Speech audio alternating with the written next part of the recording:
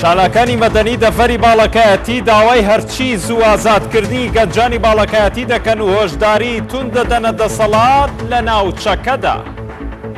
چالاکانی مەدەنی دەڤەری باڵەکایەتی داوای هەرچیز و ئازادکردنی گەنجانی دەڤەرەکە دەکەن و هۆشداری توندیش دەدەنە دەسەڵات لە ناوچەکەدا.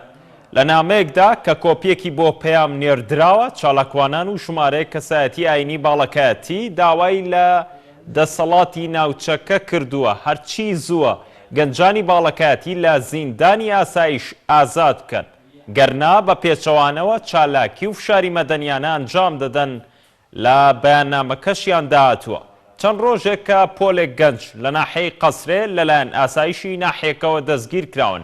لێرەوە ڕای دەگەێنن تاوەکو کاتژمێر 3 دوانیوەڕۆی سبەینێ چاوەڕوانی ئازادکردنی سەرجەم ڕۆڵەکانمان دەکەین. بە پێچەوانەوە لە دوای ئەو کاتەی دیاریمان کردووە دەست دەکەین بە ئەنجامدانی چالاکی مەدەنی و شارستانی و هەموو فشارێکیش دەکەین بۆ ئازادکردنی گەنجەکانمان.